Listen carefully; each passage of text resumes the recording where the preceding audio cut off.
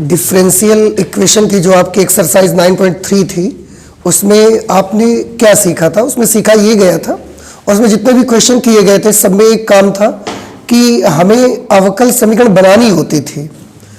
जो भी कर्व हमको दे दिया जाता था उसके मुताबिक उस पर हम देखते थे कि कितने स्वेच्छ अचर हैं और उन स्वेच्छ अचरों को हटाते हुए अवकलन करना होता था हमको, और जितने स्वेच्छ अचर होते थे उतनी बार अवकलन करते थे और उसमें जो भी स्वेच्छ अचर आते थे, जो आर्बिट्रेरी कांस्टेंट्स आते थे, उनको हम लोग हटा करके एक अवकल समीकरण प्राप्त करते थे जो कि इस वक्र के कुल की अवकल समीकरण कही जाती थी। अब जैसे कि मैंने पिछली क्लासेस में भी आपको एक चीज बता रखी है कि अवकल समीकरण में अभी आपने जो सीखा है पिछली क्लास में या जो उससे पहले जो सीखा हुआ था, मैंने आपको दो बातें बताई थी कि एक बार आपको कर्व की इक्वेशन दी जाएगी और उससे आपको डिफरेंशियल इक्वेशन मालूम करनी रहा करेगी, और अगली बार फिर आपको क्या किया जाएगा, डिफरेंशियल इक्वेशन दी जाएगी और उससे आपको कर्व की इक्वेशन मालूम करनी होगी। या आप यूं कह सकते हैं कि इससे पहले हमने सीखा था कि एक ऐसी डिफरेंशियल इक्वेशन प्राप्त करना जिसका जनरल सॉल्यूशन हमको दिया गया हो। तो अगर किसी का भी जनरल सॉल्यूशन हमको मालूम है तो डिफरेंशियल इक्वेशन हम कैसे बनाते हैं ये हमने पिछले क्लास तक सीखा हुआ है। आज इसका उल्टा सीखेंगे हम लोग कि अगर हमको डिफरेंशियल इक्वेशन दी गई है तो हम उसका जनरल सॉल्यूशन कैसे फाइंड आउट कर सकते हैं, उसका व्यापक हल कैसे हम प्राप्त कर सकते हैं। तो आज जो प्रोसेस होगा वो थोड़ा सा पलट जाएगा, थोड़ा सा उलट जाएगा। आज हम लोग सीखेंगे कि अगर हमें कोई डिफरेंशियल इक्वेशन दी गई है तो उसको कैसे सॉल्व करना है और सॉल्व करके किस तरीके से कर्व की इक्वेशन बनानी है या उसका जनरल सॉल्यूशन फाइंड आउट करना है। आप ये समझ लीजिए। कुछ याद आ रहा है तुमको? नहीं याद आ रहा है? अभी कुछ दिन पहले ही आपने पढ़ा हुआ है कि अगर किसी भी कोई व्यापक हल हमको दिया जाए किसी अवकल समीकरण का तो उससे आप अवकल समीकरण कैसे बनाते हो उसी का प्रोसीजर हमने पहले पढ़ा। फिर उस पर बेस्ड एक्सरसाइज 9.3 हमने सॉल्व की पूरी, और उससे पहले भी मैंने आपको बता रखा था कि देखिए अभी आपको सॉल्यूशन दिया जा रहा है तो आप डिफरेंशियल इक्वेशन बना रहे हो और फिर उसके बाद आपको डिफरेंशियल इक्वेशन दी जाएगी तो उसका सॉल्यूशन बनाना पड़ेगा आपको। तो सॉल्यूशन दिया जाए और डिफरेंशियल इक्वेशन हम बनाएं, ये हम कर चुके हैं 9.3 एक्सरसाइज में। पूरे में यही किया। सब में y की वैल्यू दी जाती थी हमको, एक जनरल सॉल्यूशन हमको दिया जाता था और हमने उसकी डिफरेंशियल इक्वेशन बना बना के आपको दिखाई है। अब जो एक्सरसाइज 9.4 का इंट्रोडक्शन है आपका, उसमें स्टोरी थोड़ी सी उलट जाएगी। कैसे? अब आपको डिफरेंशियल इक्वेशन दी जाएगी और उसका सॉल्यूशन फाइंड आउट करना होगा, या हम कह सकते हैं उसका व्यापक हल आपको मालूम करना होगा, या हम कह सकते हैं कि किसी कर्व की इक्वेशन मालूम करनी होगी आपको। ये आज का हमारा काम रहेगा। तो कुल मिला के हम ये कह सकते हैं कि हम लोग अब क्या सीख रहे हैं, हम लोग सीख रहे हैं अवकल समीकरण को कैसे हल किया जाता है। आज हम ये सीखेंगे, ये हम कर चुके। अवकल समीकरण को हल करके कैसे उसको जनरल सॉल्यूशन फाइंड आउट करना है ये हम लोग आज सीखेंगे। मैं आपको बताऊं अवकल समीकरण को, अब ठीक है ये तो पता चल गया कि अवकल समीकरण को हल करना सीखना है। तो डिफरेंशियल इक्वेशन को सॉल्व करने का जब मेथड आएंगे ना तो उसमें आपके कई मेथड्स आपको मिलेंगे। बेसिकली हमारे सिलेबस में जो है वो 3 प्रकार के मेथड है। दूसरा डिफरेंशियल इक्वेशन, जैसे मैंने बोला कि हमको क्या सीखना है, हमको आज सीखना है कि अवकल समीकरण को सॉल्व कैसे करना है। आज का हमारा काम है how to solve any differential equation, ये आज हम सीखेंगे। अब एक छोटी सी प्रॉब्लम और है, ये हमारा आज का काम रहेगा। अब इसमें एक छोटी सी प्रॉब्लम ये है कि जैसे मैंने लिखा how to solve any differential equation, किसी अवकल समीकरण को हल कैसे करना है, कैसे करते हैं। उसमें एक छोटी सी प्रॉब्लम ये है कि जब मैंने लिखा एनी डिफरेंशियल इक्वेशन, यहां प्रॉब्लम है। क्यों प्रॉब्लम है? क्योंकि डिफरेंशियल इक्वेशन तो हमारे पास बहुत तरीके की हैं। हमारे पास फर्स्ट ऑर्डर, फर्स्ट डिग्री की डिफरेंशियल इक्वेशन हो सकती है जिसका ऑर्डर 1 होगा। ऐसी डिफरेंशियल इक्वेशन भी हो सकती है जिसका ऑर्डर 2 होगा। ऐसी डिफरेंशियल इक्वेशन भी होती है जिसका ऑर्डर 3 हो, 4 हो, 5 हो। तो हमारे पास अगर आप अवकल समीकरण की बात करेंगे तो हमारे पास बहुत तरीके की अवकल समीकरण हो सकती हैं। कोटि 1 वाली अवकल समीकरण भी हो सकती है, कोटि 2 वाली, कोटि 3 वाली, 4 वाली, 5 वाली। इस तरीके से हमारे पास बहुत सारी डिफरेंशियल इक्वेशन हो सकती हैं। उनकी डिग्रीज भी अलग अलग हो सकती है, जिसे आप घात कहते थे। ऐसी भी अवकल समीकरण हो सकती है जिसकी घात 1 हो, घात 2 हो, घात 3 हो, 4 हो। ऐसी डिफरेंशियल इक्वेशंस हमारे पास हो सकती हैं। तो जब मैंने यहां पर लिखा और मैंने आपको बताया कि हम लोग आज जो सीखना चाहते हैं वो किसी अवकल समीकरण को कैसे हल करना है, ये हम लोग सीखना चाहते हैं। तो अब सबसे बड़ा प्रश्न ये उठता है कि अवकल समीकरण तो हमारे पास बहुत तरह की हैं, बहुत कोटि की अवकल समीकरण है, अलग अलग घात की अवकल समीकरण है। तो अब सारे बच्चे ये क्वेश्चन पूछ सकते हैं कि आज हम जो अवकल समीकरण को सॉल्व करना सीखेंगे वो अवकल समीकरण किस प्रकार की होगी, उसकी कोटि क्या होगी, उसकी घात क्या होगी, हम कितनी कोटि और कितनी घात वाली अवकल समीकरण को हल करना सीखेंगे। तो आंसर है हमारा जो 12th का सिलेबस है, जो हमारी क्लास 12th में हमको सीखना है वो है कि ऐसी अवकल समीकरण आपको सॉल्व करनी सीखनी है जिसकी कोटि भी 1 होगी और जिसकी घात भी 1 होगी।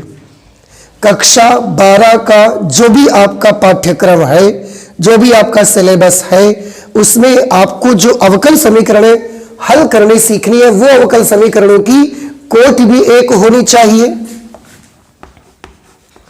उनका ऑर्डर भी 1 रहेगा और उन इक्वेशंस की डिग्री भी 1 रहेगी। अगर किसी अवकल समीकरण का ऑर्डर 2 है तो उस अवकल समीकरण को हम क्लास 12th में सॉल्व नहीं करेंगे। अगर किसी अवकल समीकरण की डिग्री 2 है तो हम उसको भी सॉल्व नहीं करेंगे। तो कुछ बात समझ में आई? अब तक शुरू से लेकर अभी तक हमने आपको क्या बताया?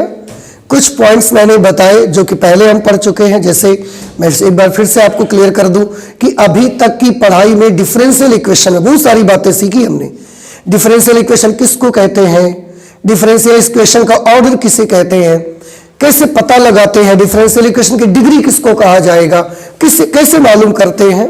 फिर उसके बाद हमने सीखा कि अगर किसी भी डिफरेंशियल इक्वेशन का जनरल सॉल्यूशन और पार्टिकुलर सॉल्यूशन क्या होता है, ये भी हमने सीखा। फिर हमने ये सीखा कि अगर किसी डिफरेंशियल इक्वेशन का जनरल सॉल्यूशन दिया जाए तो उससे आप उसकी डिफरेंशियल इक्वेशन कैसे बना सकते हो। एक्सरसाइज 9.3 में यही सीख रहे थे। आज हमने आपको बताया कि हमको सीखना है कि किसी अवकल समीकरण अगर दी गई है तो उसका जनरल सॉल्यूशन कैसे बना सकते हैं। तो जो काम कल तक हम लोग कर रहे थे आज उसका उल्टा करना है। डिफरेंशियल इक्वेशन आज दी जाएगी और जनरल सॉल्यूशन आपको फाइंड आउट करना होगा या वक्र की इक्वेशन आपको फाइंड आउट करनी होगी। ठीक है, इसी क्रम में मैंने आपको आगे बताया कि कुल मिला के इसको हम ये भी बोल सकते हैं, भाई हम क्या करने जा रहे हैं, डिफरेंशियल इक्वेशन से जनरल सॉल्यूशन। इसका मतलब हम ये कह सकते हैं कि हम डिफरेंशियल इक्वेशन को सॉल्व करने जा रहे हैं। अब फिर मन में एक क्वेश्चन उमड़ा कि अगर आप डिफरेंशियल इक्वेशन को सॉल्व करने जा रहे हैं, so we have many types of differential equation, हमारे पास तो बहुत तरीके की अवकल समीकरण हुआ करती हैं। आप किस प्रकार की अवकल समीकरण को हल करेंगे? आंसर है कि यहां पर कुछ कंडीशन है और उन कंडीशन के तहत ही हम इन अवकल समीकरणों को हल करेंगे। तो आपके क्लास 12th का जो सिलेबस है उसमें सिर्फ ऐसी डिफरेंशियल इक्वेशन को सॉल्व करना है जिनका ऑर्डर भी 1 होगा और उनकी डिग्री भी 1 होगी। इसीलिए हमने लिखा है methods of solving first order first degree differential equations. Methods of solving, solve करने के तरीके, उनको हल करने के तरीके। किनको हल करने के तरीके? First order first degree differential equation, एक ऐसी डिफरेंशियल इक्वेशन जिसका ऑर्डर भी 1 होगा और जिसकी डिग्री भी 1 होगी। ऑर्डर 2 होगा, हम क्लास 12th में सॉल्व नहीं करेंगे। समझ में आया? वो हमारे सिलेबस में नहीं है। आप अपर हायर क्लासेस में जाएंगे, ग्रेजुएशन वगैरह में, वहां आपको मौका मिलेगा उन्हें सॉल्व करने का। ओके, तो अब तो समझ में आ गया कि करना क्या है। अब यहां पर मैंने लिखा मेथड्स, इसका मतलब साफ है कि एक से ज्यादा मेथड होंगे। अब देखो, ये तो एक्सेप्ट कर लिया आपने कि किस प्रकार के अवकल समीकरण हल करनी है, जिसका कोटि भी एक होगा और जिसकी घात भी एक होगी। क्लियर। अब इसको सॉल्व करने का क्या तरीका है? आंसर है, ये मत पूछो कि क्या तरीका है, ये पूछो कि क्या तरीके हैं, क्योंकि हमारे पास एक से ज्यादा तरीके हैं उसको सॉल्व करने के। कौन कौन से तरीके हैं तो मैं सब तरीके एक साथ नहीं बताऊंगा। वैसे तो 3 मेथड हम लोग सीखेंगे क्लास 12th में। एक होगा वेरिएबल सेपरेबल मेथड, दूसरा होगा होमोजीनियस डिफरेंशियल इक्वेशन को सीखने का मेथड, तीसरा आपका रहेगा जो उसको हम बोलते हैं लीनियर डिफरेंशियल इक्वेशन, रैखिक अवकल समीकरण को कैसे सॉल्व किया जाएगा। तो उन तीनों मेथड का जिक्र तो हम अभी नहीं करेंगे, एक एक को सीखेंगे। तो पहला जो तरीका हमारा है, पहला जो मेथड हम लोग सीखने चल रहे हैं, वो मेथड हमारा है differential equations with variable separable. Differential equations with variables separable. Variable ऐसी डिफरेंशियल इक्वेशन हम होंगी जिनके वेरिएबल्स यानी कि उनके चरों को सेपरेबल होंगे, उनके चर सेपरेबल मतलब पृथक्करण या अलग अलग करने के योग्य होंगे। ऐसे होंगे कि हम उनको अलग अलग कर सकते होंगे। पृथक्करणीय इसको बोला जाता है, पृथक्करणीय चर वाले अवकल समीकरण। हिंदी में इसे क्या बोलेंगे आप? पृथक्करणीय चर वाले अवकल समीकरण। पृथक्करणीय चर वाले अवकल समीकरण। अब ये मुझे बताओ, अभी तक अब जितना मैंने बताया आज, वो सारी बात आपको समझ में आ गई कि नहीं आ गई, कि एक्चुअली करना क्या है हमको? ठीक है ना? ओके। अब जैसे मेथड आपको पता लगा कि जो पहला मेथड है वो पृथक्करणीय चर वाले अवकल समीकरण पढ़ेंगे। इस पे हम ऐसे अवकल समीकरण होंगे जिनमें जो चर मौजूद होंगे, x होगा, y होगा, dx होंगे, dy होंगे, ये जो पृथक्करणीय ये अवकल समीकरण चर मौजूद होंगे ना, ये ऐसे चर हुआ करेंगे कि आप थोड़ी सी मेहनत से, थोड़ा सा सॉल्यूशन से आप उनके चरों को ना अलग अलग कर पाएंगे। इसीलिए उसका नाम ही रख दिया गया कि ऐसे डिफरेंशियल इक्वेशन जो पृथक्करणीय चर वाले होंगे, जिनके चरों को पृथक किया जा सकता होगा, अलग अलग कर सकते होंगे। इस प्रकार के अवकल समीकरणों को हम लोग सीखेंगे। ठीक है, तो अगर सीखेंगे तो सबसे पहले तो ये बात आती है कि इनका जो जनरल फॉर्म होगा वो किस तरीके का रहेगा। अब यहां से स्टार्ट करेंगे हम इसको कि पृथक्करणीय चर वाले जो अवकल समीकरण होंगे उनका व्यापक रूप कैसा होता है, उनकी जनरल फॉर्म किस तरह की हुआ करती है। आंसर है, उनकी जो जनरल फॉर्म होती है वो कुछ इस तरीके की होती है, d D x of Y is equal to d D x of Y is equal to f of x comma y. This is the general form of the differential equations with variables separable. Variable separable differential equation जो होंगी उनकी general form इस तरीके से represent की जाती है कि d D x of y होगा और एक फलन होगा उधर की तरफ जो x और y दोनों के फलन का एक कॉम्बिनेशन हो सकता है। x का भी फलन होगा, y का भी फलन होगा। ठीक है, अब अगर ये मान लिया जाए, क्योंकि ये जो मैंने लिखा हुआ है f of x comma y, f of x comma y का मतलब एक ऐसा फलन जो x का भी फलन होगा और यहाँ y का भी फलन होगा। दोनों प्रकार के फलनों का क्या हो सकता है, ये कॉम्बिनेशन हो सकता है। तो हम मान लेते हैं कि माना f of x comma y is equal to, इसको f हटा देते हैं नहीं तो कंफ्यूज करेगा आपको, और कुछ ले लेते हैं, g ले लेते हैं, g of x into h of y। देखो ये जो f of x comma y है इसको हमने मान लिया g of x into h of y। इसके बारे में मैंने क्या बताया, ये एक ऐसा फलन है जो x और y के फलनों का एक कॉम्बिनेशन हो सकता है। अगर ये x और y के फलनों का कॉम्बिनेशन हो सकता है तो मैंने इसको ये मान लिया कि ये दो फलन g ऑफ x और h ऑफ y का मल्टीप्लीकेशन है। डिवाइड भी हो सकता है, समझ रहे हैं, पर ये x के फलन और y के फलन का कॉम्बिनेशन हो गया।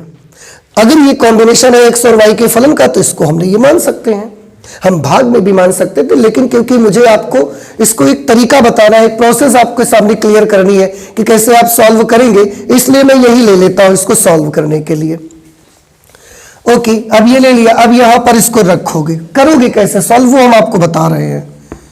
Therefore D D x of Y is equal to, इसकी जगह पर क्या लिख देंगे, G of x into G of x into H of Y, ऐसा आ जाएगा। ठीक है, अब हम क्या करेंगे, जैसे कि इस प्रोसेस का नाम ही है differential equations with variables separable, पृथक्करणीय चर वाले अवकल समीकरण। इनके जो चर है ना उनको आप अलग अलग कर लीजिए, अलग अलग कर लीजिए, मतलब x वाले जो वेरिएबल्स है वो सब एक तरफ कर लो और y वालों को एक तरफ कर लीजिए। तो हम ऐसे कर सकते हैं, देखो ये dy लिखा, उसके साथ ये एच वाई इधर लेके आ जाएंगे, तो h of Y is equal to ये जी एक्स है और ये डी एक्स वहां पर लेके जाया जा सकता है।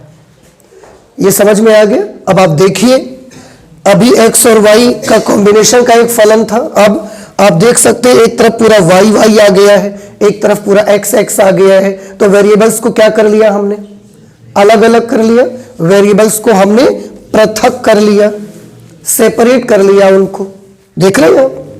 अच्छा, एक चीज और याद रखिएगा, y वाली टर्म हमेशा लेफ्ट हैंड साइड पे ही आप रखेंगे, x वाली टर्म हमेशा राइट साइड पे। क्यों क्यों करेंगे भाई ऐसा, अरे कितना आसान है, आप ध्यान ही नहीं देते हो। अच्छा, आप कर क्या रहे हो आज, पहले ये बताओ। कई बार बताया मैंने आज, क्योंकि मुझे लगा कि पता नहीं आप समझ पा रहे नहीं समझ पा रहे। आज आप कर रहे हो डिफरेंशियल इक्वेशन को सॉल्व कर रहे हो।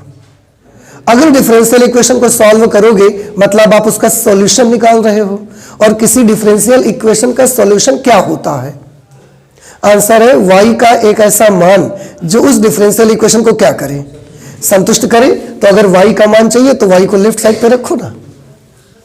नहीं समझ में आया? So this is the reason कि क्यों हम y को लेफ्ट हैंड साइड पे ले रहे हैं। आप राइट पे भी ले लो, निकालना y का मान है, कुल मिला के ये आप समझ लो। यहां तक हमने बना लिया, मतलब ये एक प्रोसेस आपको समझाई जा रही है। This is only the process, not any question. एक तरीका आपको समझा जा रहा है कि जो क्वेश्चन आपको मिलेंगे उनमें तरीका यूज करेंगे। क्या तरीका है, जो भी फलन मिलेगा सबसे पहले क्या कर लेना है, उसमें चरों को पृथक कर लेना है, सेपरेट कर लेना है उनको। जैसे ही सेपरेट करोगे उसके बाद क्या करना है, आंसर है उसके बाद समाकलन करना है। दोनों पक्षों को क्या कर देंगे, समाकलन कर देंगे।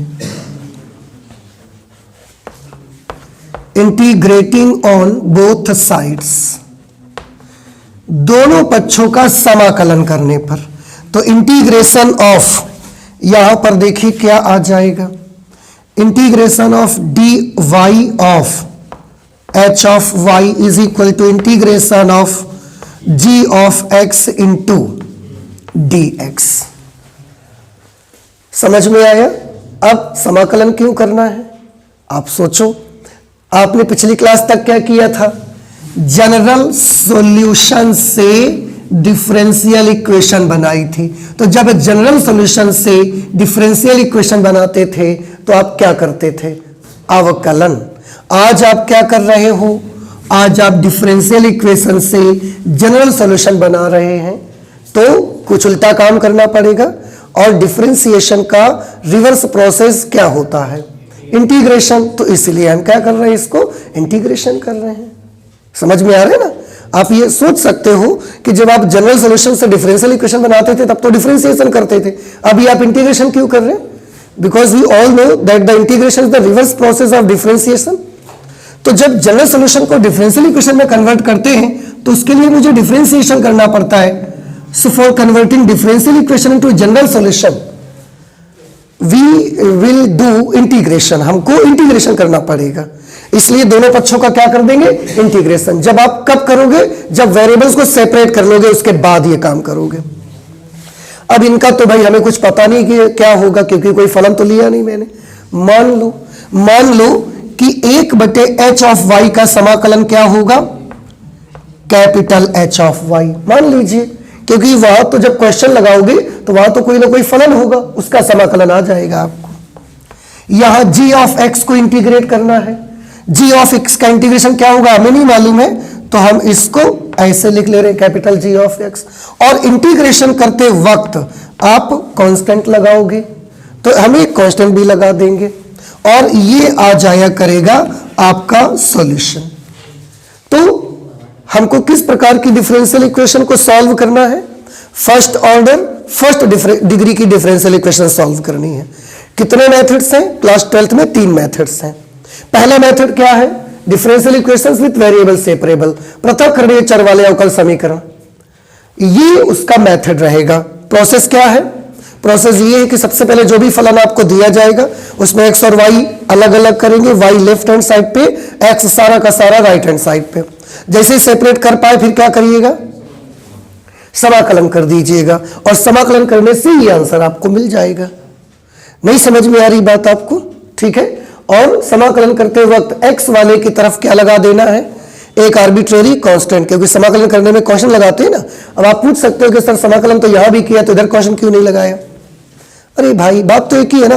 आप इधर क्वेश्चन लगाओगे, हम कह देंगे इधर लगा लो C1, इधर लगा लो C2, फिर हम C1 को उधर भिजवा देंगे तो C2 माइनस C1 आ जाएगा और C2 भी कांस्टेंट है, C1 भी कांस्टेंट है, तो C2 माइनस C1 का वेरिएबल हो जाएगा क्या? वो भी तो कांस्टेंट रहेगा। तो चाहे आप दोनों तरफ लगाओ चाहे एक तरफ लगाओ, इससे हमको कोई फर्क नहीं पड़ता। C2 माइनस C1 भी तो कांस्टेंट ही आएगा, इसलिए हम ज्यादा परेशानी नहीं मोल लेते हैं। सीधे सीधे एक तरफ हम ये जो हमारा आर्बिट्रेरी कांस्टेंट है एक तरफ हम उसको लगा दिया करते हैं। तो आप प्लीज इससे नोट कर लीजिए, इसके बाद हम इस पर बेस्ड कुछ क्वेश्चंस आपको करके दिखाएंगे, ये मेथड ज्यादा क्लियर होगा आपको। ठीक है ना, जल्दी से नोट करिए।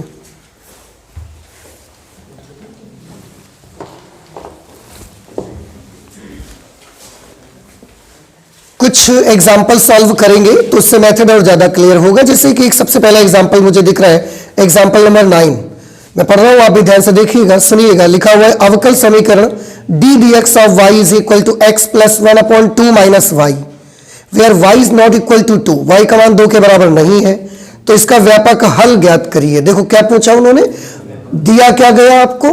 अवकल समीकरण। पूछा क्या जा रहा है? व्यापक हल आपसे पूछा जा रहा है। अब आप देखिए, ये एक जो क्वेश्चन हमको दिया गया है, इस इक्वेशन में इस जो डिफरेंशियल इक्वेशन है इसका ऑर्डर भी एक है, डिग्री भी एक है, और ये इक्वेशन एक वेरिएबल सेपरेबल इक्वेशन। देखो वही फॉर्मेट है, x और y के फलन का कॉम्बिनेशन है इधर की तरफ, बस x का फलन और y का फलन x के फलन के साथ भाग में है।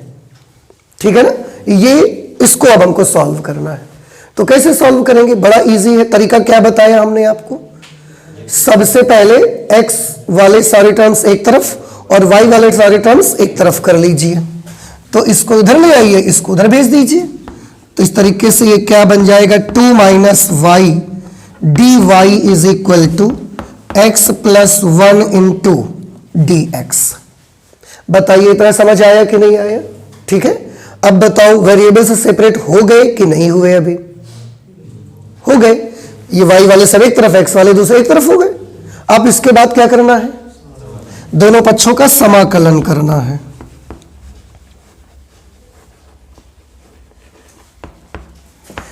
इंटीग्रेटिंग ऑन बोथ साइड्स, दोनों पक्षों का समाकलन करने पर, तो 2 minus y d y is equal to integration of x plus 1 d x. ठीक, इंटीग्रेट करो। 2 का इंटीग्रेशन क्या होगा? y के रिस्पेक्ट में 2y, फिर y का क्या होगा? y स्क्वेयर बाई 2, x का क्या होगा?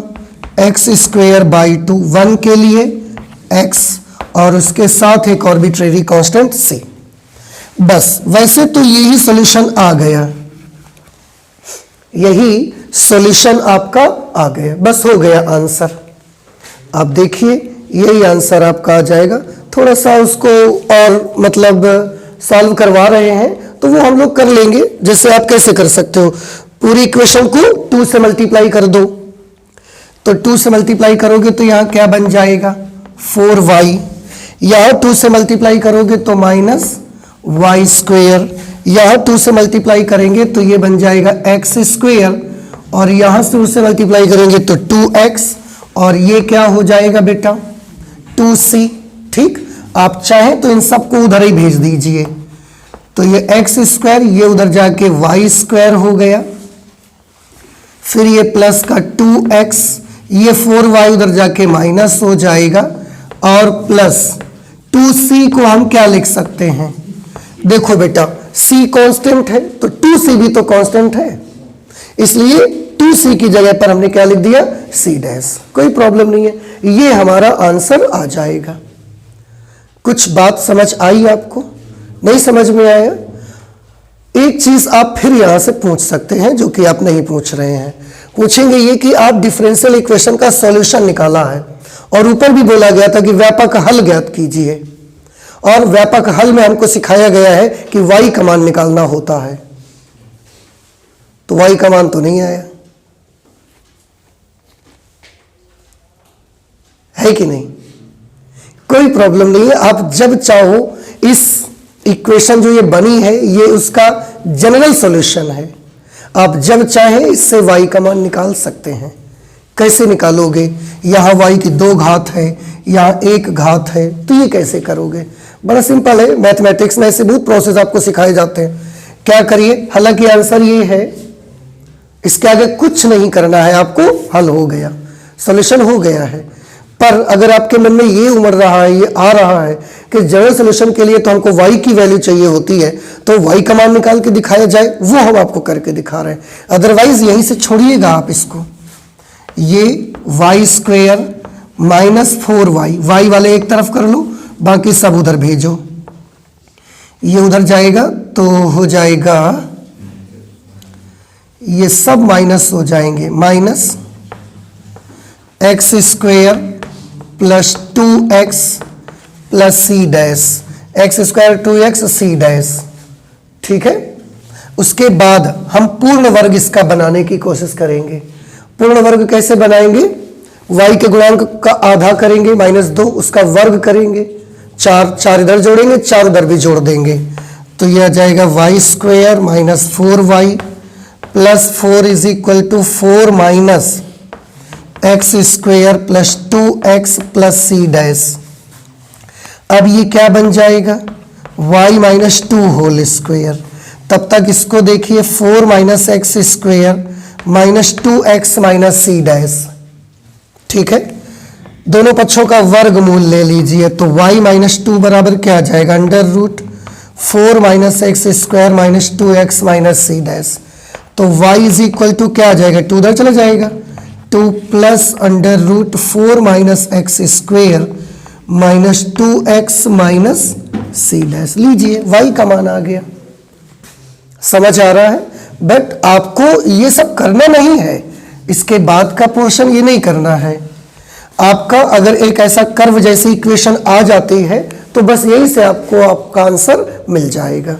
लेकिन अगर आप ये सोचते हैं कि अगर डिफरेंशियल इक्वेशन हम सॉल्व कर रहे हैं और हमें एक जनरल सॉल्यूशन मिलना चाहिए, और जनरल सॉल्यूशन के बारे में हमको बताया गया है कि y का मान होता है, तो y का मान तक जा सकते हैं आप देखिए, लेकिन जरूरत नहीं है। और इसीलिए एक्सरसाइज 9.3 आपको सिखाई गई है, पढ़ाई गई है आपको।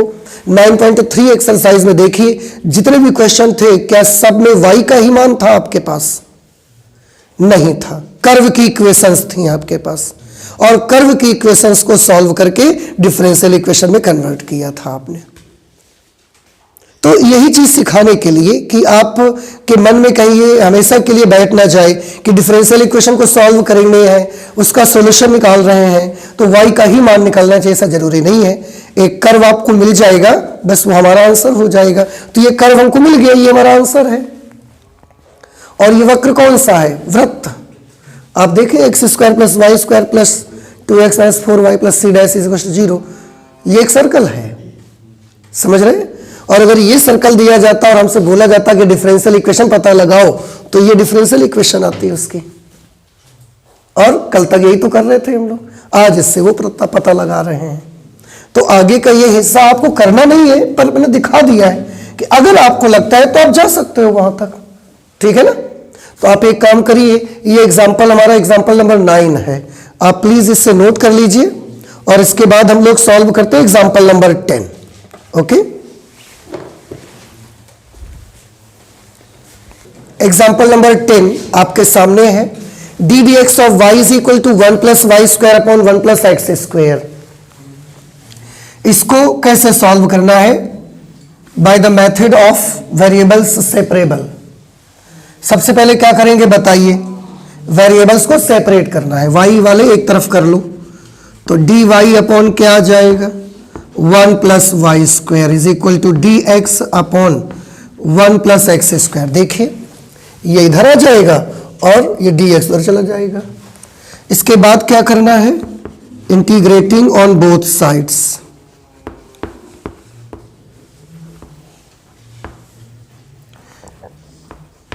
दोनों पक्षों का समाकलन करने पर integration of d y upon 1 plus y square is equal to integration of d x upon 1 plus x square. क्या बता सकते हैं इसको? इसका इंटीग्रल क्या आएगा?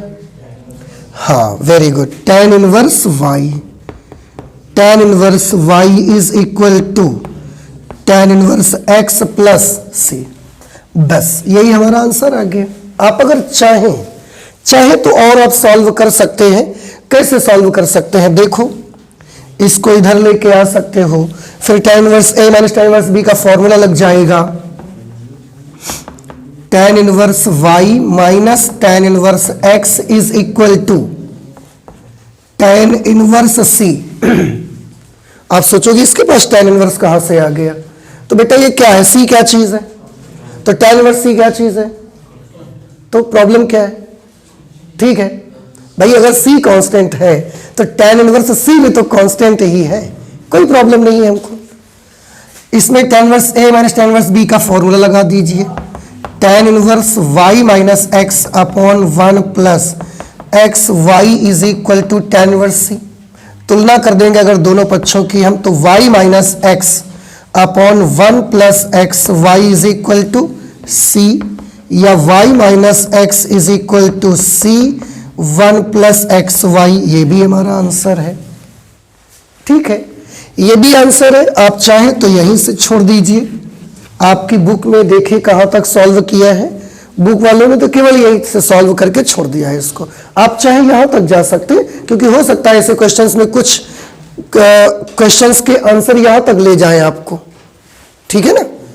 तो ये चीज अच्छा समझ में आई कि नहीं? tan इनवर्स c आए समझ में? भाई अगर हम c लिखते तो भी वो क्या चीज है? वो कांस्टेंट है। और अगर हमें tan इनवर्स c लिख दिया तो, अगर हम log c लिख देंगे तो कांस्टेंट है। तो कब क्या लिखेंगे? हम जरूरत के हिसाब से कांस्टेंट अपना बदल लिया करेंगे। ठीक है, जैसे जरूरत होगी। अगर नहीं भी करेंगे हम तो भी कोई प्रॉब्लम नहीं, आंसर यही आना था उसको। हम नहीं करते तो ये tan इनवर्स tan c बनाता जा करके, फिर हम कहते tan c क्या चीज है? आप बोलते कांस्टेंट है, हम उसकी जगह c डैश लिख देते। आना तो वही था उसको, कुछ नया नहीं आता उस पे। ठीक है, इसके बाद आपका कौन सा क्वेश्चन है? नेक्स्ट क्वेश्चन नंबर एग्जाम्पल 11 देख लेते हैं, यही सॉल्व कर लेते हैं, जगह है एग्जाम्पल 11। देखो एग्जाम्पल 11 पे मैं पढ़ रहा हूं, आप भी ध्यान से देखिएगा, सुनिएगा। अवकल समीकरण d D x of Y is equal to minus 4x y square का विशिष्ट हल ज्ञात कीजिए। एक अवकल समीकरण आपको दी गई है, d D x of Y is equal to minus 4x y square. बउआ देखो, और कह क्या रहे हैं कि विशिष्ट हल ज्ञात करिए। विशिष्ट हल यानी कि पार्टिकुलर सॉल्यूशन, और पार्टिकुलर सॉल्यूशन में स्वेच्छाचर नहीं होते। तो क्या जब समाकलन लगाएंगे तो क्या स्वेच्छाचर नहीं लगाएंगे? लगाएंगे, पर इसका मतलब है कि स्वेच्छ अचर आने भी नहीं चाहिए और समाकलन करने में हम लगाते भी हैं, तो जरूर उस स्वेच्छ अचर का कोई मान रखना होगा। उसके लिए कुछ क्वेश्चन में दिया गया है, आगे और पढ़ लेते हैं। ज्ञात कीजिए यदि y बराबर 1 जब x बराबर 0। उन्होंने एक शर्त दी है, यदि y बराबर 1 जब x बराबर 0। देखो किसी डिफरेंशियल इक्वेशन के क्वेश्चन में जो ये शर्त दी जाया करेगी, ध्यान रखिए, सुन लीजिए हमारी बात, जब ये शर्त दी जाएगी कि यदि x बराबर ये, y बराबर ये, आप पक्का समझ लो कि ये शर्त केवल और केवल किसका मान निकलवाने आई है, c का। किसी भी डिफरेंशियल इक्वेशन को सॉल्व करते वक्त लास्ट में एक c आता है ना, उस पे एक कांस्टेंट आता है। तो ये जो कंडीशन आपको दी जा रही है, this is only for finding constant. Constant का मान निकालने के लिए केवल ये दिया जा रहा है आपको। बाकी क्वेश्चन सॉल्व करने में आपको भ्रमित नहीं होना है, पूरा वैसे ही सॉल्व करना है। आखिरी में जब हल हो जाए तो x की जगह 0 और y की जगह 1 लिख करके c का मान निकाल लेना, वो c रख देना, तो c हट जाएगा और c की जगह एक पर्टिकुलर कोई कांस्टेंट आ जाएगा और पर्टिकुलर सॉल्यूशन बन जाएगा उसका। मैं करके दिखाता हूं, आप ध्यान से देखिएगा इसकी। और जैसे कि मैंने बताया, ये याद रखिएगा, ये केवल और केवल किस काम में आएगा, कांस्टेंट की वैल्यू निकालने का काम आएगा। बाकी आप परेशान मत होइए, सॉल्व करिए इसको। तो dy upon y square is equal to -4x dx, dy upon y square is equal to -4x dx। दोनों पक्षों का समाकलन करने पर integrating on both sides,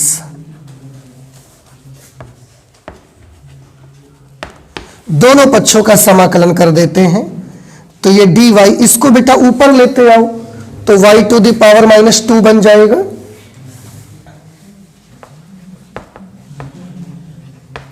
dy -4 integration of x dx।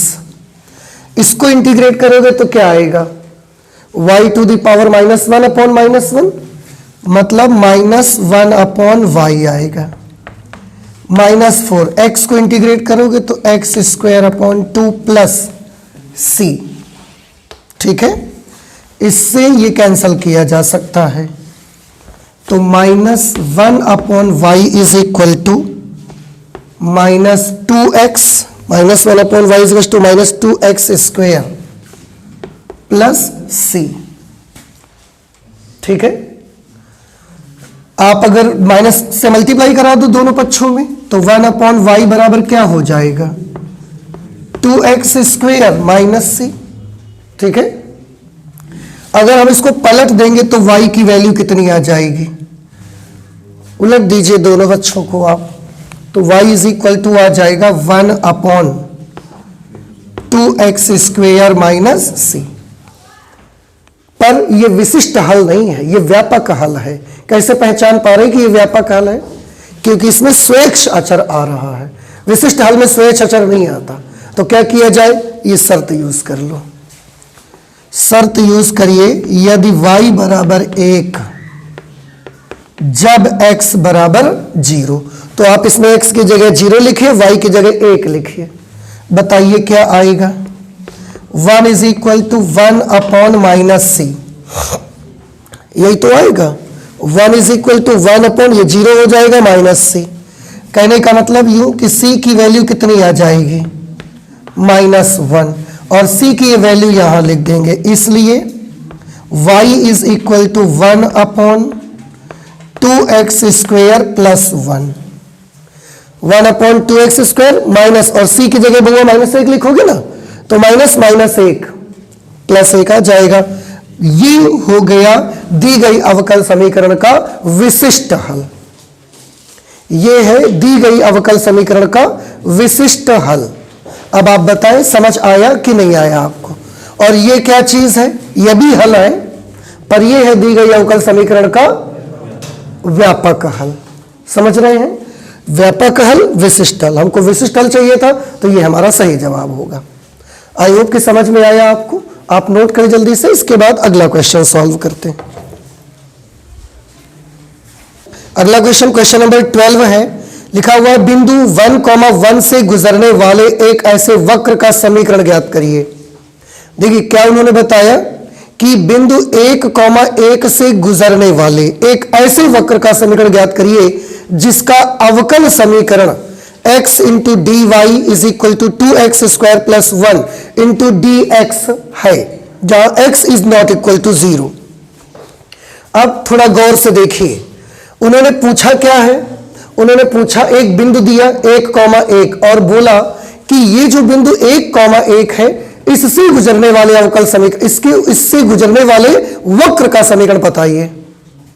इसका मतलब है जो वक्र है वो 1,1 से क्या होगा, गुजरेगा। अगर वक्र 1,1 से गुजरेगा तो बिंदु 1,1 उस वक्र को संतुष्ट करेगा।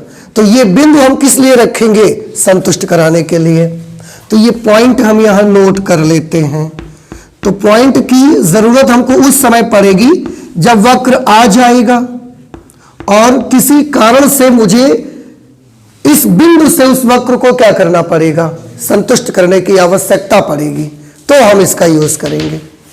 ठीक है, और अवकल समीकरण इसकी ये दी गई है। ठीक है, हम कर सकते हैं। अवकल समीकरण ये है और आपको वक्र की समीकरण मालूम करनी है और वो वक्र इस बिंदु से गुजर रहा है। ठीक है, वेरिएबल सेपरेबल से सॉल्व करेंगे। y वाले एक तरफ कर लो, x वाले एक तरफ। y का यही है ही केवल, और तो कुछ है ही नहीं इस पे, तो ये उधर भेज दीजिए। तो बेटा ये जब इसके नीचे जाएगा तो ये क्या हो जाएगा 2x, फिर ये जब इसके नीचे आएगा तो क्या हो जाएगा 1/x, और अब ये क्या लिख दिया हमने dx।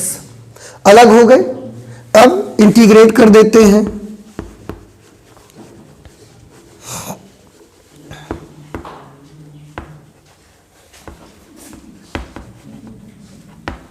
Integrating on both sides, integration of dy is equal to integration of 2x plus 1/x dx।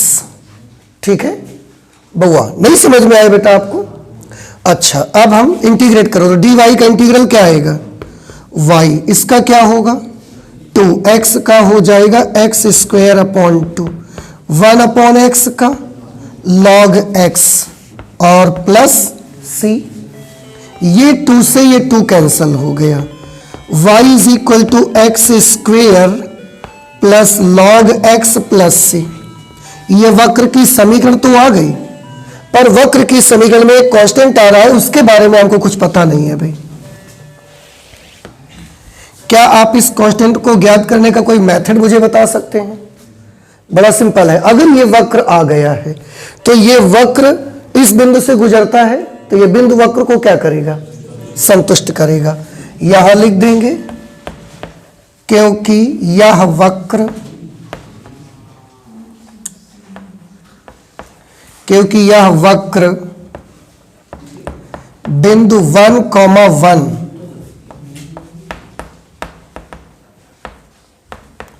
यह वक्र बिंदु 1,1 से गुजरता है, इसलिए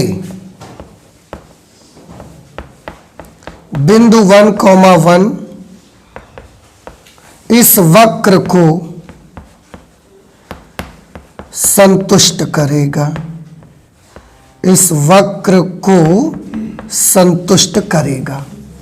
संतुष्ट कराएंगे मतलब x की जगह पर 1 और y की जगह पर 1 लिखेंगे, y की जगह पर 1 लिखेंगे, x की जगह पर भी 1 लिखेंगे, 1 का स्क्वायर 1 ही आ जाएगा, plus log 1 plus c। log 1 का मान क्या होता है 0, और यहां पर ये 1 से ये 1 कैंसिल हो जाएगा। इस तरह से c की वैल्यू कितनी मिलेगी आपको 0। ये कट के 0 हो गया, इसका मान 0 होता ही है तो c की वैल्यू 0 आ गई। अब ये यहां पर लिख दीजिए, इसलिए अभीष्ट वक्र यानी कि वक्र का अभीष्ट समीकरण y is equal to x² plus log x। रही बात c की तो c 0 ही हो चुका है, इसलिए यही अभीष्ट वक्र आ जाएगा। अब आप बताएं क्या ये चीज आपको समझ में आई कि नहीं आई? आ गया समझ में? ठीक है ना। आप चाहे यहां log के साथ में तो ये मॉडुलस आप यूज कर सकते हैं, ये चीज आप लगा सकते हैं, कोई प्रॉब्लम इस पे नहीं है। ठीक है ना। तो ये हमने कौन सा एग्जाम्पल लगा लिया, एग्जाम्पल नंबर 12 कर लिया। एग्जाम्पल नंबर 13 करते हैं। अब आप बताएं वेरिएबल सेपरेबल का मेथड क्लियर हुआ आपको? एग्जाम्पल 13 पे है, हम पढ़ रहे हैं, आप देखिएगा, सुनिएगा। लिखा है बिंदु -2,3 से गुजरने वाले ऐसे वक्र का समीकरण ज्ञात कीजिए जिसके किसी बिंदु x, y पर स्पर्श रेखा की प्रवणता 2x/y² है। एक बिंदु दिया है, उस पे एक हमको पॉइंट दिया गया है। पॉइंट है 2,3 -2,3 आई एम सॉरी -2,3। ये पॉइंट जो दिया गया है, इस क्या दिया गया है इस पे कि एक ऐसे वक्र का समीकरण आपको ज्ञात करना है जो वक्र इस बिंदु से गुजरता है। वक्र ऐसा है कि वो वक्र इस बिंदु से गुजरता है। उसका काम फिर यही है कि अगर वक्र इस बिंदु से गुजरता है तो जब वक्र की समीकरण आ जाएगी तो इस बिंदु से हम उस वक्र के समीकरण को संतुष्ट करवा देंगे। और संतुष्ट करवाने से क्या मिल जाएगा, उसमें आया हुआ आर्बिट्रेरी कांस्टेंट हमको मिल जाएगा और हमें कर्व की एक बड़ी अच्छी सी इक्वेशन पता लगेगी। ठीक है ना। ओके, आगे क्या दिया गया है, जिसके किसी बिंदु पर, जिसके मतलब किसके, -2,3 से गुजरने वाले ऐसे वक्र का समीकरण ज्ञात करिए जिसके किसी बिंदु, किसके किसी बिंदु, वक्र के किसी बिंदु x, y पर स्पर्श रेखा की प्रवणता दी गई है। तो वक्र के किसी बिंदु, वक्र के किसी बिंदु x, y पर स्पर्श रेखा की प्रवणता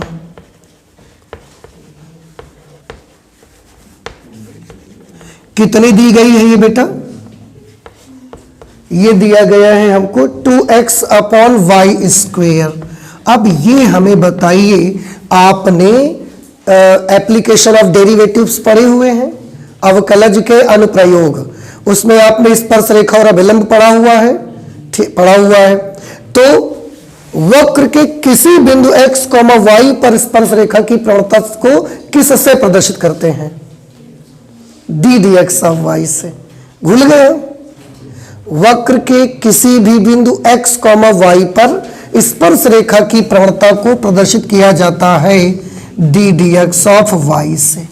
तो वक्र के किसी बिंदु x, y पर स्पर्श रेखा की प्रवणता की जगह ये लिख दिया, और बराबर किसके है ये, 2x/y²। अब ये बताए क्या ये चीज समझ आई कि नहीं आई। अब डिफरेंशियल इक्वेशन भी आपके पास है, वो बिंदु भी आपके पास है। पता नहीं मुझे क्यों लग रहा है कि आप कर लोगे, तो क्या मुझे सही लग रहा है? क्या करेंगे बताइए। सबसे पहले आप वेरिएबल्स को सेपरेट करेंगे। y² dy = 2x dx कर लिया अलग हमने। अब क्या करिएगा बताइए। वेरी गुड, दोनों पक्षों को समाकलित कर दीजिए। तो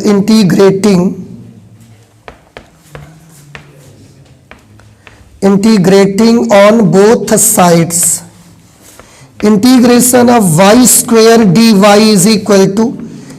2 integration of x dx। y² का करोगे y³ / 3, ये 2x² / 2 + c, 2 से 2 कैंसल हो गया, ये आ गया y³ = ये 3 उधर भेज दीजिए आप चाहें तो ये आ जाएगा 3x² + 3c। y³ = 3x² + 3c। ये वक्र की समीकरण आ गई, पर इसका जो कांस्टेंट टर्म है वो अननोन है, हमें मालूम नहीं है। ये वक्र बिंदु -2,3 से गुजरता है, तो यहां लिख देंगे क्योंकि यह वक्र बिंदु -2,3 से गुजरता है, इसलिए यह बिंदु जो कि -2,3 है इस वक्र को संतुष्ट करेगा। ठीक है, संतुष्ट करवाने के लिए वक्र में x की जगह -2 और y की जगह 3 लेना है। y की जगह बउआ जब 3 लिखोगे और 3 का क्यूब करोगे तो क्या बन जाएगा 27। x की जगह -2 लिखोगे, -2 का स्क्वायर करिए 4, 4 × 12 + 3c, ये इधर आके माइनस करो, 27 में 12 माइनस हो गए 15 आ गया 3c का मान। तो c की वैल्यू बेटा कितनी आ गई 5। अब ये c का मान यहां लिख दें। इसलिए वक्र का अभीष्ट समीकरण, वक्र का अभीष्ट समीकरण y³ is equal to 3x² plus 3c की जगह 15 है तो 15 लिख देंगे। ये वक्र का अभीष्ट समीकरण आ गया बेटा, देखिए ठीक है ना, समझ आया कि नहीं आया आपको? आ गया। आप प्लीज इसे नोट कर लीजिए। इसके बाद इसमें 14 नंबर एग्जाम्पल बचा हुआ है केवल, मुझे लगता है, बाकी तो सब हो गए हैं। तो एक काम करते हैं, क्योंकि अब आज टाइम भी हो गया है, तो इस 14 नंबर एग्जाम्पल को हम अगले दिन सॉल्व कर लेते हैं, है ना। और आप तब तक एक काम कर सकते हैं, 14 मत लगाइएगा एग्जाम्पल, आप बाकी एक्सरसाइज 9.4 पे आप जा सकते हैं और एक्सरसाइज 9.4 पे जा करके बहुत सारे क्वेश्चन आपको मिल रहे हैं, उनको आप सॉल्व कर सकते हैं। और मुझे पता नहीं क्यों ऐसा लग रहा है कि अगर आप चाहेंगे तो 19 नंबर तक ये ना सॉल्व करिएगा, आप 15 तक तो कर ही सकते हैं, 15, 17, 18 तक कर सकते हैं आप। सभी स्टूडेंट्स को करना क्या है, होमवर्क आप अपना सुन लीजिए। एक्सरसाइज 9.4 में 1 से लेकर के 18 नंबर तक के क्वेश्चंस को सॉल्व करने की कोशिश करनी है। हो जाते हैं तो बड़ी अच्छी बात है, नहीं होते हैं तो घबराना नहीं है। जब आप आओगे या आप पूछोगे तो हम बताते चले जाएंगे इनको, ठीक है ना। बाकी जो बचेंगे उनको अगली क्लास पे कर लेते हैं। तो आज इतना ही रखेंगे, मैथमेटिक्स में चलते हैं, मिलते हैं अगली क्लास में। Okay, thank you.